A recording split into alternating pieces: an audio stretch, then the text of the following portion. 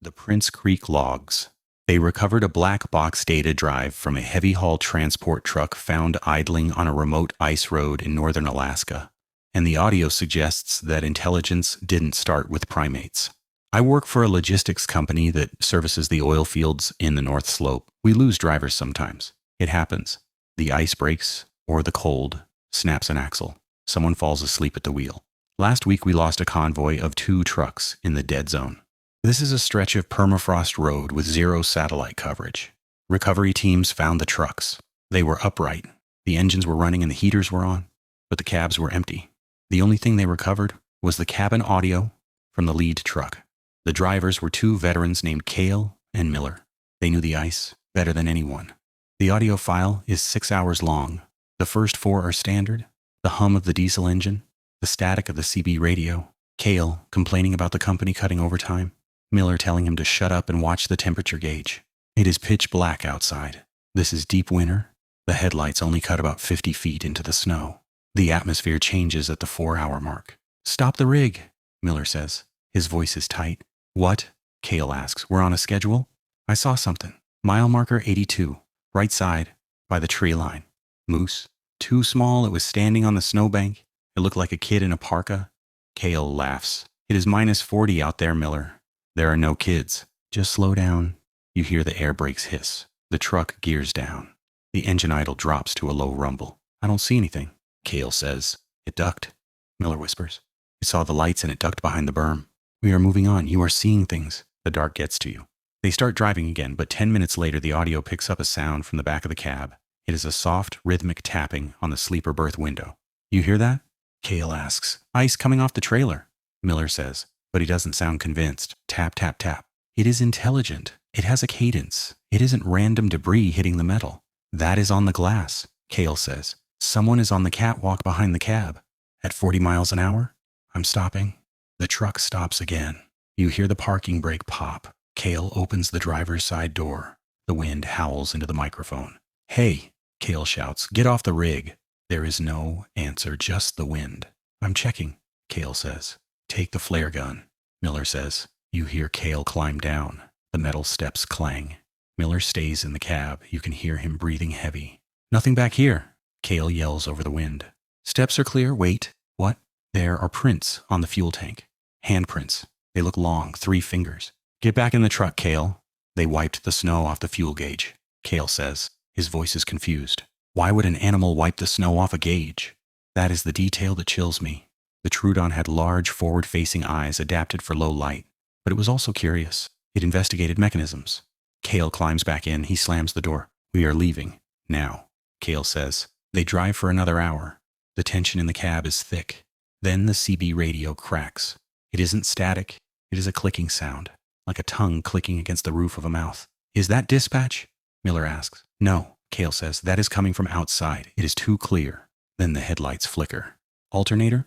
Miller asks. "No," Cale says. "Wiring. Something yanked the harness." The lights go out. Total darkness. The truck is moving at 30 miles an hour on an ice road, and suddenly they are blind. Cale slams the brakes. The truck skids. You hear things flying around the cab. The rig jackknifes and comes to a halt. The engine stalls. "Silence." "Start it," Miller hisses. "I'm trying." The starter motor whines. It doesn't catch. "They cut the line," Cale says. "They didn't just pull it, they cut it." "Who is they?" "Look outside, Miller." There is a rustling sound as they move to the windows. "Eyes," Miller whispers. "Green eyes in the tree line. There are 6. No, 10. "They aren't wolves," Cale says. "Wolves don't hold things." "What are they holding?" "Rocks?" "No, it looks like a tool. Is that a piece of pipe?" The Trudon had semi-opposable fingers. They weren't building skyscrapers, but they could grasp. They could smash. Then the tapping starts again. But it isn't on the back window. It is on the door handle. Click, clack. "It is trying the handle," Miller says. His voice is bordering on hysteria. "It knows how it works. Lock it." "It is locked." "They are testing the mechanism," Cale says. He sounds detached. He is processing the impossibility of it. "They aren't attacking. They are problem-solving." A loud smash. The side mirror glass shatters. "They took the mirror," Miller yells. "Why did they take the mirror?" "To see inside," Cale says. "To see where we are sitting." These animals were pack hunters. They used coordination. They identified threats and neutralized them. They realize the humans were trapped in the metal box. They are climbing on the roof, Miller says. I can hear them on the fairing. The metal roof creaks. It sounds like heavy birds walking on tin. I'm using the flare, Miller says. Don't. The light will blind us. They can see in the dark. We can't. I have to do something. Miller rolls down the window just a crack, maybe an inch. He aims the flare gun. It happens in a split second. A long clawed hand shoots through the gap. It doesn't claw at Miller. It grabs the flare gun barrel. It is strong, Miller screams. Let go. The creature rips the gun out of his hand. It doesn't drop it. It takes it. It took the gun, Miller whimpers. Cale, it took the gun.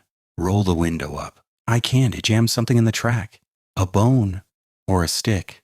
The window won't close. The gap is open. Then a sound comes through the gap. It isn't a roar. It is a mimicry.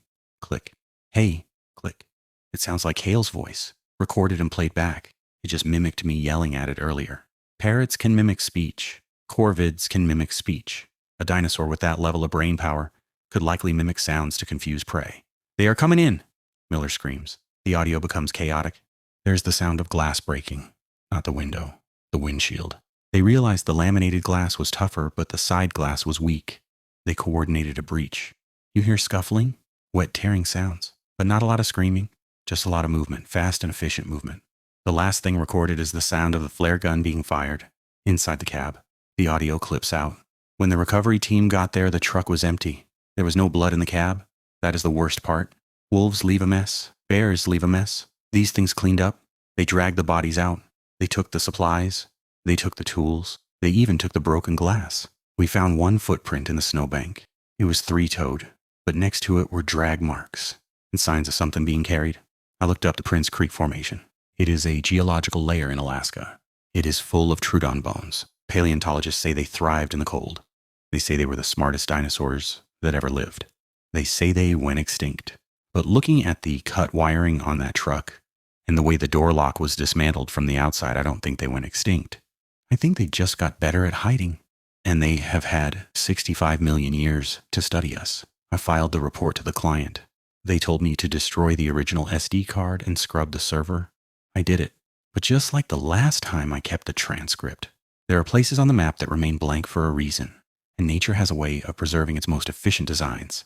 If you drive the ice roads, keep your doors locked and your windows up. If you hear tapping, do not stop. Tell me in the comments if you would survive the dark. Thanks for watching. If you got this far, leave a comment, like if you liked it, and follow for more.